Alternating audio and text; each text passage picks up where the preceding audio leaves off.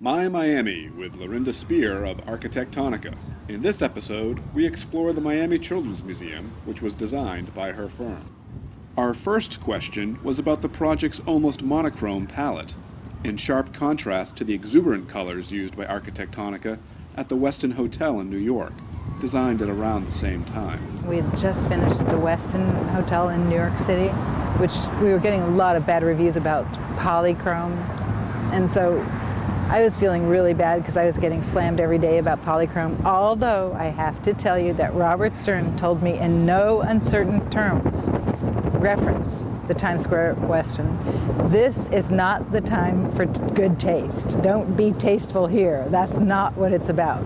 So, that said, the building is what it is, the Westin, and this one, which was supposed to have been polychrome, is not.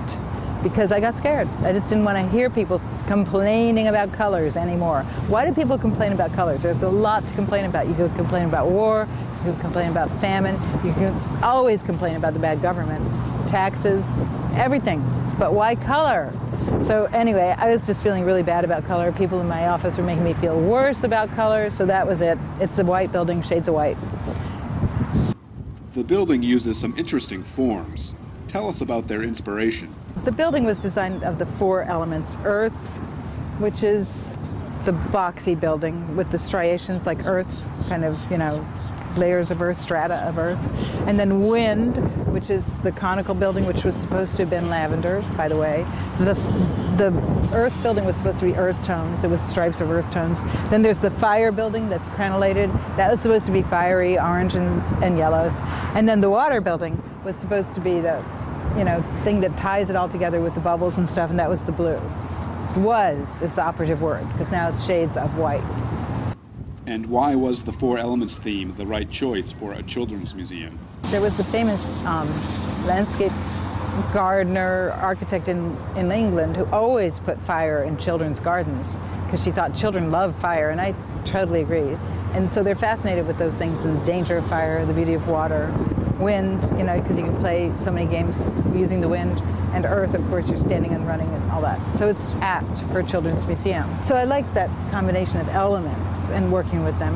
And actually, I kind of like that it turned into a sandcastle for most people. I think it works.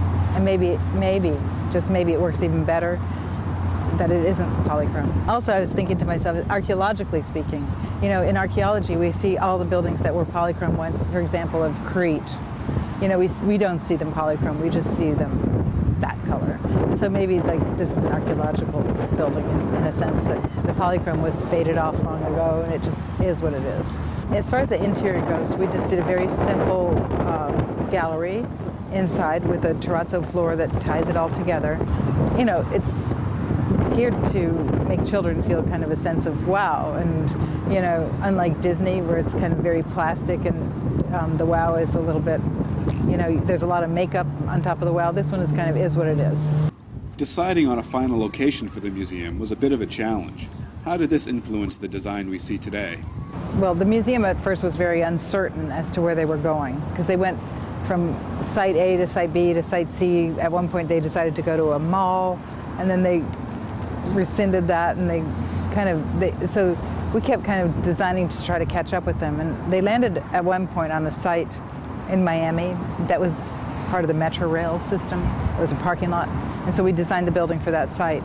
But then shortly thereafter they got this fortuitous site on Watson Island here, in the kind of division between Miami Beach and Miami on an island, a beautiful site.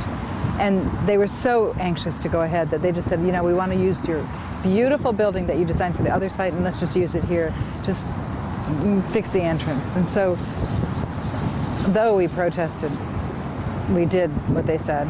And the building is really not actually designed for this site, but it kind of works for this site. It's kind of a castle, sandcastle unto itself. So I guess it's okay. These clients are like never complain, these little guys, right? Best clients you could ever want. The best audience for my work has always been the 5-year-old group, because everything you show them, if you show them a slideshow or, you know, PowerPoint or whatever, they always